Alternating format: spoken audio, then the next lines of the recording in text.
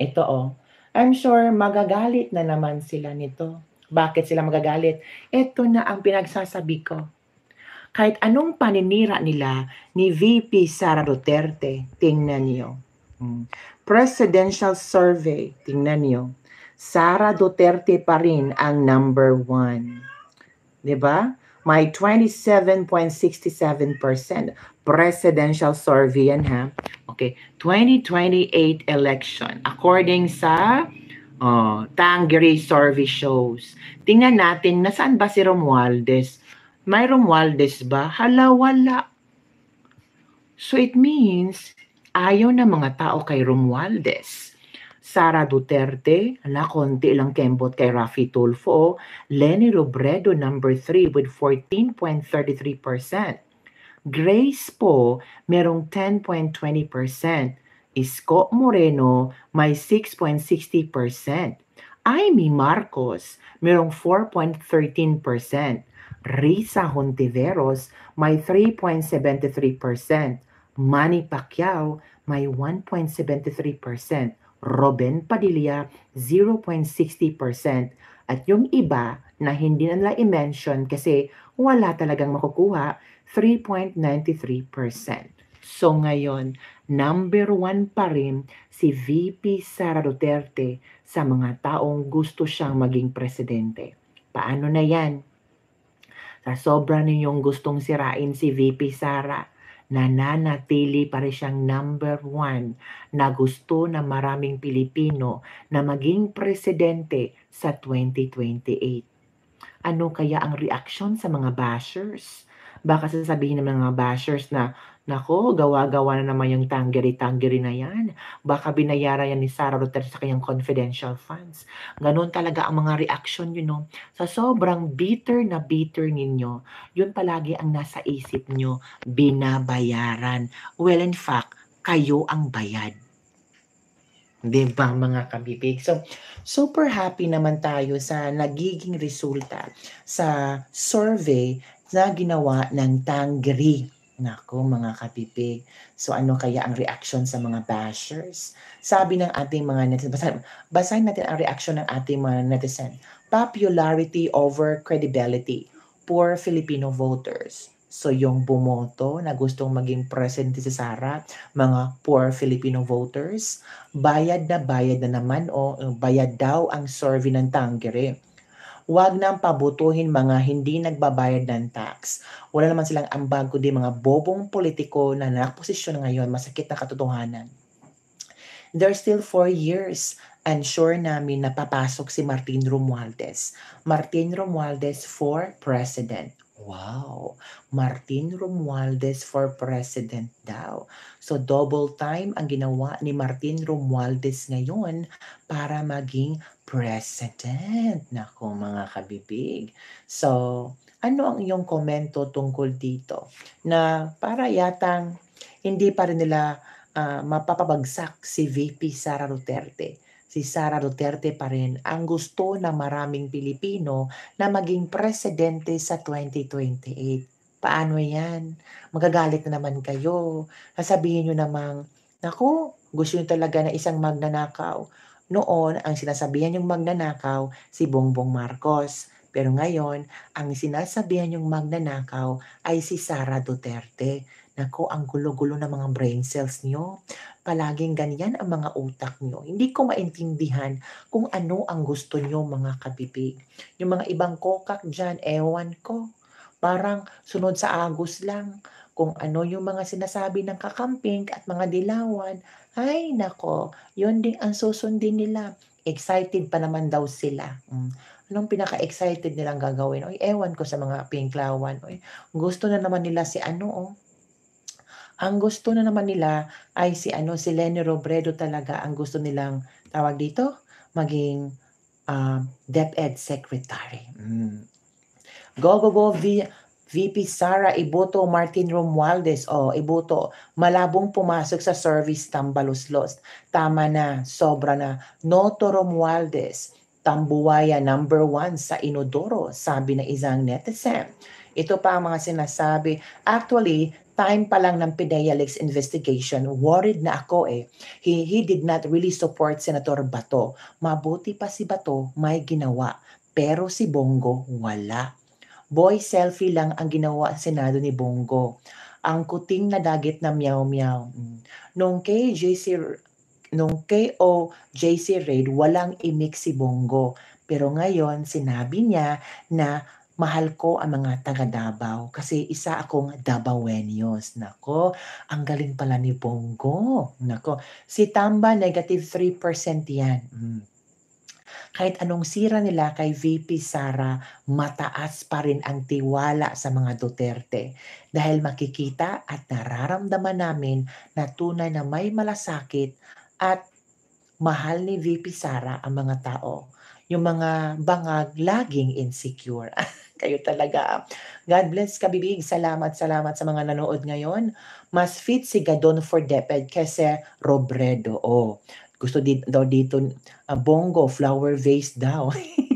Kayo talaga. Huwag pong ganun wag naman pong kayo ganon. Basta aray naman. Sa lahat ng vloggers ayaw basahin mga comments namin kaya unsubscribes namin. Oh, ano nangyari sa iyo, Day? Vanessa Mori. Sa lahat ng vloggers ayaw basahin mga comments namin kaya unsubscribe namin. So ano ba? Let me talk naman. Hindi naman puro mga comments yung ang babasahin ko. Let me talk my own political views. Bongo first and last mo na yan sa public office. Oh. Baste, aray naman, grabe kang magpatama kay Bongo. Without PRRD, wala si Bongo. Alam nating lahat yan, that even Bongo alam niya yan from Shelby Shuki. Watching from Saudi Arabia, shout out, Bongo, walang ipagmalaki yan sa bayan si Bongo. Walang makakahigit sa mga Duterte. Totoo nga, si Bongo parang ginamit niya si Pangulong Duterte. Nako, nakita ko sa FB Kabibig sa Tulfo daw nguna, nilampaso daw si VP. Nakakatawa. Anong Tulfo nangunguna? Si VP Sara ang nangunguna sa 2028 survey. According to Tangri. Dapat mag-usap sina Baste, Duterte at Bongo para matapos na ang bangayan nilang dalawa. Pero I'm sure naman si Baste ay very strong yung character niya eh. Talagang mavoka si Baste. Parang si Baste ay may mga kinikim-kim lang ba, nag-uobserba lang si Baste. Pero pag sobra na, parang ang iniisip ni Baste, okay lang na magiging epal ka. Okay lang na gagamitin mo yung tatay ko. Pero pag time na merong na nangyayari sa Davao, magsalita ka naman. Protektahan mo naman ang tao. Hindi yung parang wala kang alam, parang ang iniisip mo lang yung pagiging epal mo. Yun ang ayaw ni Baste Duterte. Kasi, ramdam ko lang ba, ang gusto kasi ni Baste Duterte, tayo ay hinalal na mga tao sa Davao. Tinulungan tayo ng KOJC members at ni Pastor Apollo Kibuloy, pati ikaw, Senator Bongo. Talagang wala kang masasabi dito? Ito, ganun. From Tropang Dabawenya, chinay ako, chinay din si Alice Goo, chinoy din si Bongo. Pero bakit ngayon, beshi ako sa bibig kami, pinapakita namin na Pilipino kami, mas Pinoy yan sa amin tier, 25% si Chinese si Bongo, di ba? Di yan maging success, malasakit kung di galing kay Pangulong Rodrigo Duterte's support. Gets through, Myrna Lim. Hindi yan maging successful ang Malasakit Center. So, utang na loob ni Bongo ang pagkapanalo niya bilang senador sa mga Duterte at yung Malasakit Center niya. At sa mga taga Davao. Diba? Okay. Prangka talaga si Mayor Baste. If magsalita, walang paligoy-ligoy sa pool talaga. Which is dapat lang. This is calling out Bongo. Kasi parang walang pakialam si Bongo eh. Diba? My opinion on this, Bongo is better than those cronies of Mr. Marcos. On the other hand, tama si Baste, Bongo's silence is not so good. Hoy, Vanessa More, ano nangyari sa'yo? Baste is more like your younger brother to Bongo, di kalaban. So sana mag-usap sila, pag-usapan nila kung ano yung mga misunderstanding nila or miscommunication para naman na ma-patch up nila ang mga differences. Baka naman sobrang busy ni Senator Bongo at hindi na niya at nakaligtaan niyang magbigay ng opinyon or kung anong tulong ang kanyang maibibigay sa KOJC members. Maybe ganun. Pero may tama din si Baste. No, tama lang ang sinabi ni Baste. Sobrang sakit naman yung sinabi ni Baste, no? Na tawag dito, ano ba ang yung kung hindi selfie sa pamimigay ng ayuda, selfie ng tatay ko ang ginagamit mo, 'di ba?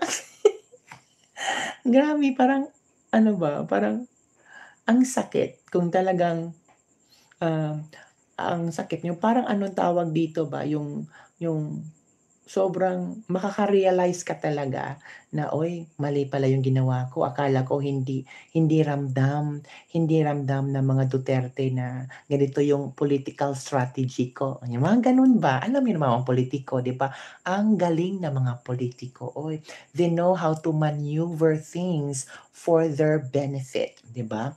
Okay, mag-comment sana kahit isa, basahin. Ano ka ba, Vanessa Mori? Nakikita ko nga yung message mo, binasa ko na. Okay. Maragay, I agree with you. Mga taga-GFF, ayaw ko rin kay Tulfo. Dan likes kabibig. Sabi naman taga-ibang bangers, marami daw nag-alisan ng mga investors sa Pilipinas from Net Bourbon Look. Nagkasundo na sila kasama ni former president. So sana makikita natin ang picture na nagkasundo na silang lahat para minus away-away na. Ngayong si VP Sara ay nakahiwalay na sa kabinete ni Bongbong Marcos. So sana nagplano-plano na sila kung ano ang kailang gagawin para protektahan ang mga tao. Nag-walk for justice last week si Binondo, nakita ko sa Ibisdak Pilipinas. Bakit Besh, wala si Bongo? Dapat nakiisa siya sa Chinoy na nagwelga sa 5 a.m. against Marcos. Ay ewan ko talaga, tropang Dabawenia. Parang hindi yon, sabi ni Bongo, hindi daw yon focus ni Bongo. Ang focus niya ay magserbisyo sa taong bayan. Yun ang nakita ko na comment niya. Hello, Narcy Palisek from Czech Republic. Sheng Ibay, hello, hello, hello. Believe si Batong Arteles kay Mayor Baste. Kasi tuwing maisog rally ay may panibagong pasabog. Sa gusto na Arteles sana daw mga speakers na maisog bago pasabog na yung dati na kwento ako na yon, need na ng bagong pasabog. Rolly Chavar, there is time for everything. Bukas or sunod na araw, bati na sila si Bongo at Baste. Sana maging okay na sila. Kasi sabi naman ni Bongo na ang sabi ni Bongo dito mga kabibig is, I support the Dutertes. Yan ang sinabi ni Bongo and my fellow Davaoenos. Yan ang sabi ni Bongo. Sinusuportahan ko ang mga Duterte at ang fellow Davaoenos. Tahimik po si Senator Bongo, baka masilip siya na may lahi siyang in-check. Kayo talaga? Baka maalis goo si Bongo. Kahit sa statement nga ginagaya ni Bongo si VP Inday, walang originality. Believe pa ako kay Alice kaysa kanya, walang loyalty sa kababayan si Bongo. Dapat may stronger statement siya. Buti pa nga, sabi ng iba, buti pa nga si Senator Ruben Padilla ay gusto niyang paimbestigahan ang nangyari sa KOJC.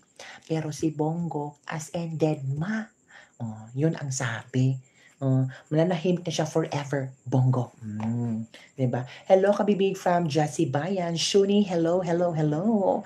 Hello. Wake up call yan kay Bongo. I think this is a wake up call for Bongo. Sana ma-realize niya na hindi lang puro paepal. Sabi kasi ng iba, paepal lang daw si Bongo.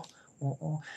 Di ba sabi ni ano how about Bato? Si Bato naman ay parang susuportahan niya si Senator Ruben Padilla for the investigasyon sa KOJC. Yes. Hello, DDS Riyadh TV. Marijen Santos, si 30 Forever.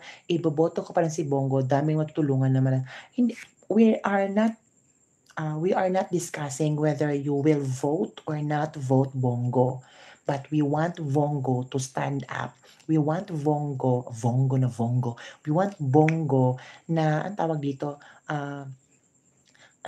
susuportahan niya at susuportahan niya ang mga kapwa maisog. 'Di ba?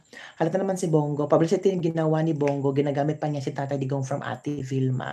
Okay. Hi, Kokak. Hello, hello. Okay, hindi ko binoto si Bongo. Anong mangyari sa diskusyon ni Bato Beth Bombasi, sabi nila magre-resume daw ang PDEA leaks, pero sabi ni Agent, Morales parang ramdam niya na hindi na magkaroon ng PDEA leaks hearing again.